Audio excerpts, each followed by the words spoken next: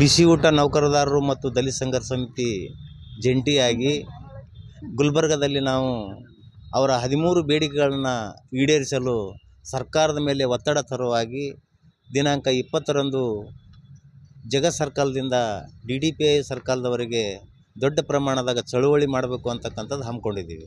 ಕಾರಣ ಸುಮಾರು 35 ವರ್ಷಗಳಿಂದ ಬಿಸಿ ಊಟ ನೌಕರದಾರರು ಭಾಳ ಕೇವಲವಾಗಿರ್ತಕ್ಕಂಥ 3600 300ರಿಂದ ಪ್ರಾರಂಭವಾಗಿ ಅದೇ ಅಮೌಂಟ್ನಲ್ಲಿ ದುಡಿತಕ್ಕಂಥದ್ದು ನಡೆದದ.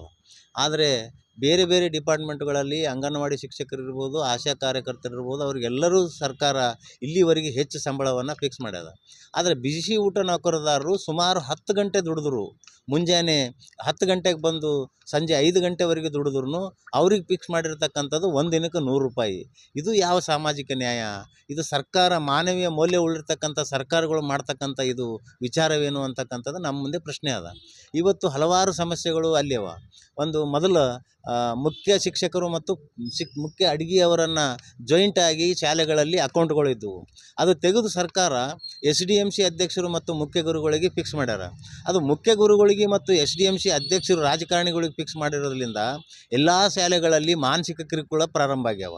ಅವರು SDMC ಅಧ್ಯಕ್ಷರು ರಾಜಕಾರಣಿಗಳಿರೋದ್ರಿಂದ, ಪುಡಾರಿಗಳಿರೋದ್ರಿಂದ ಅವರು ವಿನಾಕಾರಣ ತೊಂದರೆ ಕೊಡ್ತಕ್ಕಂಥದ್ದು ಪ್ರಾರಂಭ ಆಗ್ಯದ. ಇದು ನೀವು ಮೊದಲಿದ್ದ ರೀತಿಯಲ್ಲಿ ಸರ್ಕಾರ ಮುಖ್ಯ ಶಿಕ್ಷಕರು ಮತ್ತು ಮುಖ್ಯ ಅಡುಗೆಯವರಿಗೆ ಜಾಯಿಂಟ್ ಮಾಡಬೇಕು ಅಂತಕ್ಕಂಥದ್ದು ನಮ್ಮದದ. ಮತ್ತು ಬೇಸಿಗೆ ರಜೆಯಲ್ಲಿ 2 ತಿಂಗಳೇನು ನೀವು ನಮ್ಗೆ ರಜೆ ಇರ್ತದೆ, ಆ ರಜೆಯಲ್ಲಿ ಕೂಡ ಪೇಮೆಂಟ್ ಕೊಡಬೇಕಂತಕ್ಕಂಥದ್ದು. ಅನೇಕ ಕಾರ್ಯಗಳಿಗೆ ನೀವು ಇವರನ್ನು ಏನು ನೇಮಿಸ್ತೀರಿ, ಎಲೆಕ್ಷನ್ ಆಗಿರ್ಬೋದು, ಇನ್ನಿತರ ಸಂದರ್ಭದಲ್ಲಿ ಇವರು ಬಳಸ್ಕೊತಕ್ಕಂಥ ಸಂದರ್ಭದಲ್ಲಿ ಆ ಭತ್ಯೆಯನ್ನು ಕೂಡ ಕೊಡ್ತಕ್ಕಂಥದ್ದು ಮತ್ತು ಹೆರಿಗೆ ರಜೆಯನ್ನು ಕೊಡ್ತಕ್ಕಂಥದ್ದು ಮತ್ತು ಸಂಬಳವನ್ನು ಇವ್ರಿಗೆ ಈಗೇನು ನೀವು 3600 ಕೊಡ್ಲಕತ್ತೀರಿ, ಕನಿಷ್ಠ ವೇತನ ನಿಗದಿ ಮಾಡಬೇಕು ಅನ್ನೋ ಕಾರಣಕ್ಕಾಗಿ ನಾವು ಚಳವಳಿಯನ್ನು ರೂಪಿಸಿದ್ದೀವಿ. ಈ ಚಳವಳಿ ನಾವು ಗುಲ್ಬರ್ಗದಲ್ಲಿ ದಲಿತ ಸಂಘರ್ಷ ಸಮಿತಿ ಮತ್ತು ಬಿಸಿ ಊಟ ನೌಕರರ ಜೊತೆ ಸೇರಿ ಕಾರ್ಯಕ್ರಮ ಮಾಡ್ತಾ ಇದ್ದೀವಿ. ಒಂದು ವೇಳೆ ಕರ್ನಾಟಕ ಸರ್ಕಾರ ಇದ್ರ ಬಗ್ಗೆ ಗಮನ ಹರಿಸದೆ ಹೋದರೆ ನಾವು ಇಡೀ 1 ಲಕ್ಷಕ್ಕಿಂತ ಮೇಲಿರ್ತಕ್ಕಂಥ ಬಿಸಿ ಊಟ ನೌಕರರನ್ನು ಬೆಂಗಳೂರಿನಲ್ಲಿ ಸೇರಿಸಿ ವಿಧಾನಸೌಧ ಚಳವಳಿಯನ್ನು ನಾವು ಮಾಡಬೇಕಾಗ್ತದೆ ಅಂತಕ್ಕಂಥದ್ದನ್ನು ಇವತ್ತು ತಮ್ಮ ಮುಖಾಂತರ ಸರ್ಕಾರಕ್ಕೆ ಎಚ್ಚರಿಕೆಯನ್ನು ಕೊಡ್ತಾ ಇದ್ದೀವಿ. ನನ್ನ ಹೆಸರು ಮರಿಯಪ್ಪ ಹಳ್ಳಿ, ದಲಿತ ಸಂಘರ್ಷ ಸಮಿತಿ ರಾಜ್ಯ ಸಂಘಟನಾ ಸಂಚಾಲಕರು.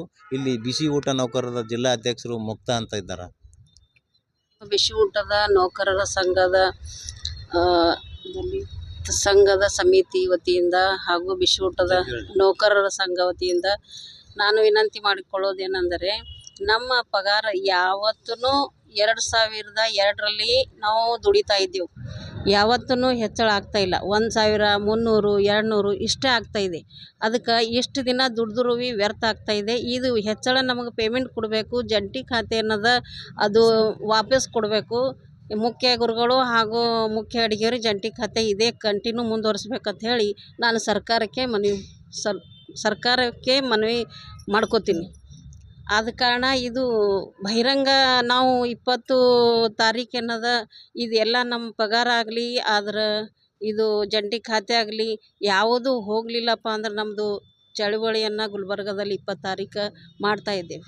ಅದಕ್ಕೆ ತಮ್ಮಲ್ಲಿ ಸರ್ಕಾರಕ್ಕೆ ನಾವು ಕೈ ಜೋಡಿಸೋದೇನೆಂದರೆ, ಪೇಮೆಂಟ್ ಸಲುವಾಗಿ ಭಾಳಷ್ಟು ಜನರ ಕಷ್ಟ ಭಾಳ ಅದ. 3700 ರೂಪಾಯಿದಲ್ಲಿ ಅವ್ರ ಜೀವನ ಹೆಂಗೆ ಆಗ್ತದೆ? ಜೀವನ ನಡೀತಾ ಇಲ್ಲ, ಅವ್ರದ್ದು ಕಷ್ಟ ಭಾಳ ಅದ. ಅವ್ರ ಕಣ್ಣೀರು ಸುರಿತಾ ಇದೆ ಅವ್ರದ್ದು. ಮಾದೇವಿ ನಿಂಬಾಳ.